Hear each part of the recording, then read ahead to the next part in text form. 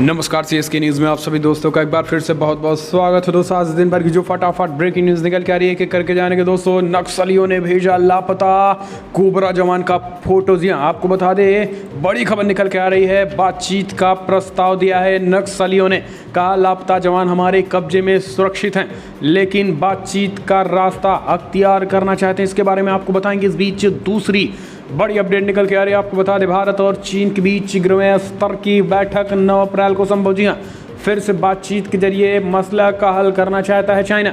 इस बीच अगली बड़ी खबर में आपको बताएंगे रूस की टेंशन जो बड़ी है, भारत ने की है कम। जी हाँ, क्वाड गठबंधन पर भारत ने दूर की रूस की चिंता। आखिर क्यों चिंतित थे रूस, सब कुछ खबर एक एक करके विस्तार से बताएंगे। अपनी हिमाकत से बाज नहीं आ रहा ड्रैगन, एक बार फिर दक्षिणी चीन सागर में गतिरोध जारी किया है। जी हाँ, तो दोस्तों सब कुछ खबरें एक एक करके जाने को। कोविड-19 बेकाबू हो चला है पश्चिम बंगाल में। टीएमसी खेतों भागी टीएमसी उम्मीदवार, गांव वालों ने लाठी लेकर दौड़ा लिया है। ये हालात हो चुके हैं पश्चिम बंगाल में ममता बनर्जी के नेताओं का। तो दोस्तों सब कुछ खबरें एक एक करके विस्तार से बताएंगे। पीएम मोदी ने बड़ा ऐलान कर दिया, मुख्तार अंसारी की नींद उड़ गई है। जी हाँ, आपको बता दें कल रात आज सुबह 4:30 बजे यूपी आ चुका है मुख्तार अंसारी। सीएम योगी ने खोल दी 21 साल तक की पुरानी फाइलें।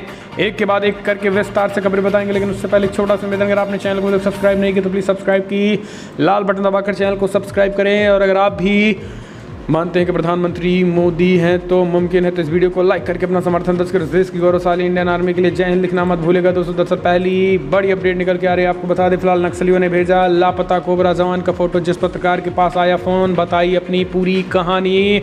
नक्सलियों ने कहा फिलहाल सुरक्षित है जवान, बातचीत का रास्ता शुरू करो। जी हाँ, छत्तीसगढ़ में सुकमा बीजापुर बॉर्डर पर नक्सलियों के साथ हुई मुठभेड़ के दौरान लापता कोबरा कमांडो राजेश्वर सिंह की तस्वीर सामने आई है। यह तस्वीर नक्सलियों से ही एक पत्रकार को भेजी गई है और दावा किया गया है कि जवान सुरक्षित हैं। नक्सलियों ने अपने संदेश में यह भी कहा गया है कि फिलहाल उनकी जवानों के साथ कोई दुश्मनी नहीं है। माओवादियों की तरफ से जारी किया गया यह भी बयान कहा गया है कि फिलहाल सरकार जल्द से जल्द वार्ताकारों के नाम घोषित करे जिससे आगे की बातचीत की जा सके।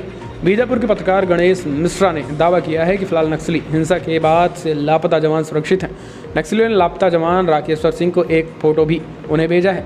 एबीपी न्यूज़ पर गणेश मिश्रा ने बताया है कि फिलहाल माओवादियों की तरफ से उनसे संपर्क किया गया है। बताया गया है कि फिलहाल जवान सुरक्षित हैं। गौरतलब है कि राजेश्वर सिंह की पत्नी ने पीएम नरेंद्र मोदी और गृहमंत्री अमित शाह से उनकी सुरक्षित वापसी की गुहार लगाई थी। गौरतलब है कि सुरक्षा बलों की तरफ से कहा गया है कि जिस तरीके के इनपुट्स मिल रहे हैं उससे ये इनकार नहीं किया जा सकता है कि राजेश्वर सिंह नक्सलियों के कब्जे में हो सकते हैं। जवान की 5 साल की बेटी ने भी नक्सलियों से अपने पिता को रिहा करने की अपील की है। उसने कहा था कि फ़िलहाल पापा की परी पापा को बहुत मिस कर रही है। तो दोस्तों आपको बता दें कि ये भावुक मोमेंट था, लेकिन इस बीच नक्सलियों ने बयान जारी करके हमले की भी जिम्मेदारी उन्होंने ली है और लापता जवानों की पुष्टि भी की है और बातचीत के जल्द से जल्द सरकार बातचीत करे इस तरीके के प्रस्ताव दिए हैं। हम चलते हैं, अगले अपडेट लेते हैं। भारत और चीन के बीच 11वें स्तर की बैठक 9 अप्रैल को संभव, शेष विवादों के समाधान पर चर्चा। पूर्वी लद्दाख में भारत और चीन के बीच बने सीमा विवाद को हल करने को लेकर दोनों ही देशों के सैन्य स्तर की 11वें दौर की बैठक इस वीकेंड पर हो सकती है। सूत्रों से मिली जानकारी के मुताबिक ये अहम बैठक 9 अप्रैल को बुलाई जा सकती है। भारत और चीन के बीच पिछले साल 19 अप्रैल मई से चल रहे सीमा विवाद को सुलझाने के लिए कोर कमांडर लेवल की 11वें बैठक की पहले ही हो चुकी है। अब शुक्रवार 9 अप्रैल को 11वें दौर की सैन्य वार्ता आयोजित करने की संभावना है। सैन्य वार्ता के दौरान दोनों देशों के बीच बातचीत का मुख्य उद्देश्य गोगरा, आर्ट्स, CNC जंक्शन और डेपसांग प्लेस क्षेत्रों को लेकर चल रहे विवाद को सुलझाने पर होगा। भारतीय पक्ष की ओर से ये भी साफ कर दिया गया है कि पीछे हटने को लेकर तभी सहमति बन सकेगी, एक साथ की निकासी समान होगी। दोनों ही देश सैन्य कमांडर लेवल की 10वीं बातचीत की सफलता को दोहराना चाहते हैं। दोनों ही देश चाहते हैं कि जिस तरीके से फरवरी महीने में पेंगोंग लेक एरिया में दोनों देशों में उस क्षेत्र को असैन्यकरण किया गया है और अपने अपने सैनिकों को वापस विवाद से पहले वाली जगह बुलाया है, उसी क्षेत्र में उसी तरीके से क्षेत्रों में बने सीमा विवाद को बातचीत से ही सुलझा लिया जाएगा। हम चलते हैं, अगले अपडेट लेते हैं। तो दोस्तों फिलहाल क्वाड गठबंधन पर भारत ने दूर की रूस की चिंता। रूस चीन के बीच सैन्य गठबंधन नहीं, लाहौर पहुंचे पाकिस्तान। अमेरिकी, जापान, ऑस्ट्रेलिया के साथ मिलकर भारत के क्वाड संबंध संगठन बनाने को लेकर रूस की तरफ से एक बार फिर चिंता जताए जाने के बाद मंगलवार को भारतीय विदेश मंत्री एस जयशंकर ने रूसी विदेश मंत्री सर्गेई लावरोव के सामने अपना पक्ष पूरी साफगोई से रखा।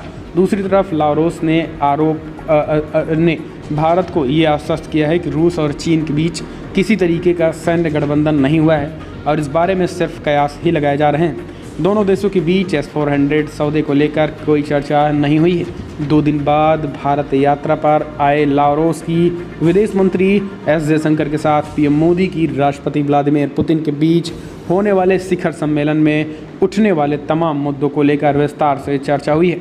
हम चलते हैं, अगले अपडेट लेते हैं। तो दोस्तों, अपनी हिमाकत से बाज नहीं आ रहा चीन, एक बार फिर से दक्षिणी चीन सागर में गतिरोध जारी। चीन मिलिशिया के नाव की मौजूदगी से दक्षिणी चीन सागर में गतिरोध शुरू हो गया है। दरअसल यूनियन बैंक हिट्सन 30 जहां मार्च की शुरुआत में 220 चीनी नाव मौजूद थे और वो फिलीपींस क्षेत्र में आर्थिक रूप से बातचीत कर रहे थे। और इसी को देखते हुए आपको बता दें दोस्तों, फ़िलहाल सिचुएशन पूरी तरीके से ख़राब है और यही कारण है कि अब 220 नॉटिकल मील्स के भीतर थे। यदि फिलीपींस प्रतिक्रिया नहीं देता है तो फिलहाल ये यूनियन बैंक के इन जगहों को अलविदा कर सकता है। उनमें से एक फिलीपींस के अहम बिंदु थाईलैंड से मात्र 129 किलोमीटर की दूरी पर है। हम चलते हैं अगले अपडेट। तो दोस्तों, कोरोना की दूसरी लहर से सारे रिकॉर्ड ध्वस्त। देश में पहली बार एक दिन में आए 1.5 लाख से ज़्यादा नए केसेस। देश में कोरोना की दूसरी लहर ने मंगलवार को अब एक और सारे रिकॉर्ड ध्वस्त कर दिए हैं। लेटेस्ट आंकड़ों के मुताबिक एक दिन में कोरोना के लगभग 1,15,000 नए मामले दर्ज किए गए हैं। महामारी की शुरुआत से लेकर अब प्रतिदिन मामले के नए संक्रमित की सर्वोच्च संख्या पहुंच रही है। रविवार के बाद दूसरा मौका निकल के आया है। आपको बता दें कि कोविड-19 का जिस तरीके से आंकड़ा टूट रहा है, इससे कई राज्यों में लॉकडाउन की सिचुएशन भी लग गई है। पंजाब में 30 अप्रैल तक नाइट कर्फ्यू रात 9 बजे से सुबह 5 बजे तक लागू करने का आदेश दे दिया गया है। इस बीच दिल्ली हाईकोर्ट ने भी पब्लिक प्लेसेस में कार में भी अकेले बैठे हैं तो भी मास्क लगाना बेहद अनिवार्य कर दिया है। इलाहाबाद हाईकोर्ट ने कहा है, योगी सरकार से कहा है कि फिलहाल आप भी नाइट कर्फ्यू लगाने पर तत्काल विचार करें और कोविड-19 की सिचुएशन को तत्काल बढ़ाया जा सके। हम चलते हैं, अपडेट लेते हैं। तो दोस्तों, फिलहाल बंगाल चुनाव के बीच खेत के रास्ते भागकर जान बचाई टीएमसी उम्मीदवार। गांव वालों ने लाठी लेकर दौड़ा लिया है। ये हालत हो चुकी है टीएमसी नेताओं की। बंगाल विधानसभा चुनाव की तीसरे चरण के मतदान के दिन टीएमसी उम्मीदवार के गांव वालों को गुस्से का सामना करना पड़ा है। आरामबाग सीट से टीएमसी उम्मीदवार सुजाता मंडल को गांव वालों ने लाठी लेकर गांव से भगा दिया है। एक वीडियो वायरल हो रहा है जिसमें सुजाता मंडल खान खेतों में अपने समर्थकों के साथ भागती हुई नजर आ रही हैं और उनके पीछे दर्जनों लोग डंडे लेकर आ रहे हैं। घटना के बाद सुजाता मंडल खान ने इसके लिए बीजेपी को जिम्मेदार बताया है। सुजाता ने कहा है कि फिलहाल उन पर ईंटों से हमला किया गया है। टीएमसी उम्मीदवार ने कहा है कि फिलहाल कुछ लोग मास्क लगाकर आए हैं, उन्होंने उनके ऊपर हमला किया है। इसके साथ ही उन्होंने आरोप लगाया है कि घटना के एक दिन पहले भी भाजपा के गुंडों ने महिला मतदाताओं को धमकाया था। बताते चले कि सुजाता मंडल बीजेपी सांसद सौमित्र खान की पत्नी है। टीएमसी में उनकी मजबूत पकड़ मानी जाती है। हम चलते हैं, अपडेट लेते हैं। तो दोस्तों, फिलहाल बड़ी खबर राजनीति। मुर्शिदाबाद में रैली नहीं कर पाएंगे ओवैसी, दीदी ने रद्द कर दी अनुमति। जी हाँ, देश में चुनावी जंग अभी जारी है। 3 राज्यों और 1 केंद्र शासित प्रदेशों में मतदान की प्रक्रिया खत्म हो गई है, लेकिन पश्चिम बंगाल में अभी भी 5 चरणों में मतदान प्रक्रिया बाकी है। आपको बता दें कि बंगाल में 3 चरणों में चुनाव संपन्न हो गया है। वहीं बंगाल की राजनीति में एंट्री मारने जा रहे असदुद्दीन ओवैसी को एक बड़ा झटका लगा है। ऐसा दावा किया जा रहा है कि AIMIM के प्रमुख असदुद्दीन ओवैसी बंगाल के मुर्शिदाबाद में रैली करने वाले थे, लेकिन उनकी रैली को ही खारिज कर दिया गया। जानकारी के मुताबिक ओवैसी के हेलीकॉप्टर को लैंड नहीं करने दिया गया है और आखिरी समय में ही अनुमति रद्द कर दी गई है। ऐसा बताया जा रहा है कि होने वाली सभी रैलियों को रद्द किया जा रहा है। तो असदुद्दीन ओवैसी को ममता दीदी ने झटका दे दिया। हम चलते हैं, अपडेट आपको बता दें। बड़ी खबर निकल के आ रही है। फ्रांस बुर्के पर प्रतिबंध लगाने जा रहा। सबसे बड़ी खबर निकल के आ रही है, आपको बता दें, मुस्लिम बिल बिला गए हैं फ्रांस के इस एक्शन के बाद। तो जी हाँ, फ्रांस की सीनेट में एक और नया प्रस्ताव के समर्थन में वोट दिए जाने से सोशल मीडिया पर मुस्लिम समुदाय की ओर से नाराज़गी जताई जा रही है। इस प्रस्ताव में सार्वजनिक जगहों पर 18 वर्ष से नीचे की लड़कियों के हिजाब यानी सिर के ढकने वाला कपड़ा पहनने पर रोक लगाने का प्रावधान है। ये प्रस्ताव सेपरेटिज्म बिल का हिस्सा है और ये अभी प्रभावी भी नहीं हुआ है। इसके अमल में आने के लिए पहले नेशनल असेंबली से मंजूरी लेनी होगी। 1 महीना पहले स्विट्जरलैंड के वोटरों ने बुर्का और नकाब पर रोक लगाने के लिए वोट किया था। फ्रांस की मीडिया रिपोर्ट्स के मुताबिक पिछले हफ्ते फ्रेंच सीनेट ने इस प्रस्ताव के समर्थन में वोट किया था। इससे सार्वजनिक जगहों पर किसी स्पष्ट धार्मिक प्रतीक को नाबालिगों की ओर से पहनाए जाने या फिर ऐसी कोई भी ड्रेस या कपड़ा जो महिलाओं के अंतरीकरण की पहचान करता हो पर रोक लगाने की बात कही गई है। इसके अलावा हिजाबी महिलाओं के स्कूल फील्ड ट्रिप्स पर साथ जाने पर रोक, स्विमिंग पूल पर बुर्कनी यानी एक तरह के स्विम सूट जो बुर्के से काफ़ी मिलता जुलता है पहनने पर रोक के प्रस्ताव भी सेपरेटिज्म बिल के हिस्से हैं। फ्रांस में मुस्लिम समुदाय की आबादी करीब 54 लाख है। फ्रांस के राष्ट्रपति इमैनुअल मैक्रो पहले ही कह चुके हैं कि हिजाब फ्रांस के धर्मनिरपेक्ष आदर्शों से मेल नहीं खाता है। उन्होंने ये भी कहा था कि फिलहाल हिजाब पहनकर सड़कों पर चलने पर रोक लगाने वाला कानून बनाया जाएगा। हैरानी की बात तो ये है कि फ्रांस में शारीरिक संबंध के लिए रजामंदी की न्यूनतम उम्र 15 साल करने वाला बिल हाल ही में पास हुआ है। ऐसे में हिजाब पहनने पर रोक वाला प्रस्ताव कानून बन जाता है तो हिजाब पहनने के लिए रजामंदी की न्यूनतम उम्र 18 साल रहेगी। हम चलते हैं अपडेट लेते हैं, लेकिन दोस्तों आपको बता दें कि जिस तरीके से बुर्के लगाने पर इससे पहले भी स्विट्ज़रलैंड में बैन लगा दिया गया था और स्विट्ज़रलैंड में भी एक कानून पास हुआ था और यही कारण है कि वोटिंग होने के बाद ये फैसला लिया गया था और अब सरकार ने बड़ा एक्शन कर दिया जिससे कई मुस्लिम मौलाना विरोध करने पर उतर गए हैं। हम चलते हैं अगले अपडेट लेते हैं। तो दोस्तों बड़ी खबर, Mukhtar Ansari mafia Mukhtar don UP आ चुका है। आपको बता दें सुबह 4:30 बजे बांदा जेल पहुंचा। लेकिन दोस्तों अब आपको बता दें 21 साल पुराने मामले में कोर्ट ने किया तलब। जी हाँ, पंजाब की रोपड़ जेल में बाहुबली विधायक मुख्तार अंसारी को लेकर पुलिस टीम आखिरकार 9 किलोमीटर का सफर तय करके बुधवार आज सुबह 4:30 बजे बांदा जेल पहुंच गई। मुख्तार अंसारी पर यूपी पहुंचते ही शिकंजा कसना शुरू हो गया है। MPMLA विशेष अदालत ने 21 साल पुराने एक मामले में मुख्तार अंसारी को तलब किया है। मामले में 12 अप्रैल की तारीख तय करते हुए मुख्तार अंसारी समेत सभी आरोपियों को तलब कर दिया गया है। MPMLA विशेष अदालत ने पहले भी तलब होने का आदेश दे दिया था, लेकिन मुख्तार अंसारी पेश नहीं हुआ था। आपको बता दें कि 21 साल पहले मुख्तार अंसारी व उनके गुर्गे आलम यूसुफ चिश्ती, लालाजी यादव और कल्लू पंडित पर लखनऊ जेल के कारापाल और उप कारापाल से गाली गलौज व जमानत की धमकी देने, पथराव कर हमला करने का आरोप है। MPMLA के विशेष न्यायाधीश पवन कुमार राय ने मामले में आरोप तय करने के लिए कहा था। गौरतलब है कि चिश्ती और आलम पहले से ही जेल में हैं, जबकि पंडित और यादव जमानत पर बाहर हैं। इस मामले में कोर्ट ने कई बार मुख्तार को पेश करने का आदेश दे दिया था। हम चलते हैं अपडेट लेते हैं। तो दोस्तों फिलहाल बड़ी खबर, अमित शाह का दावा, बीजेपी को यूपी में मिली 2017 से भी बड़ी जीत बंगाल में हासिल होगी। जी हाँ, दरअसल आपको बता दें फिलहाल पश्चिम बंगाल विधानसभा चुनाव में अपनी सारी ताकत झोंक दी है बीजेपी ने। पीएम मोदी और केंद्रीय गृह मंत्री अमित शाह से लेकर पार्टी के तमाम दिग्गज प्रदेश में धुआंधार रैलियां कर रहे हैं। आज भी शाह के 4 रोड शो होने जा रहे हैं। इसी बीच उन्होंने दावा किया है कि बंगाल में बीजेपी की जीत 2017 में यूपी की जीत से भी बड़ी होगी। उन्होंने हमारे सहयोगी अखबार द इकोनॉमिक टाइम्स को इंटरव्यू में कहा है कि बीजेपी को पश्चिम बंगाल में 2000 से ज़्यादा सीटें मिलने जा रही हैं। इसके साथ ही उन्होंने कई और महत्वपूर्ण सवालों के जवाब दिए हैं। अब अमित शाह के एक एक्सक्लूसिव इंटर का प्रमुख अंश पेश किया है। आपको बता दें अमित शाह, गृहमंत्री शाह ने कहा है कि फिलहाल हम जीतने जा रहे हैं और कोई हरा नहीं सकता है। यूपी से भी बम्पर जीत बंगाल में करेंगे।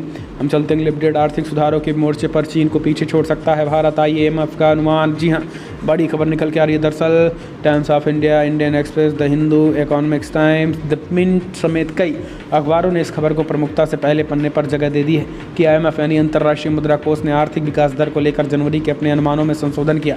IMF ने जनवरी में 2021 से 22 के दरमियान भारतीय अर्थव्यवस्था के 5.5% की दर से आगे बढ़ने का अनुमान लगाया था।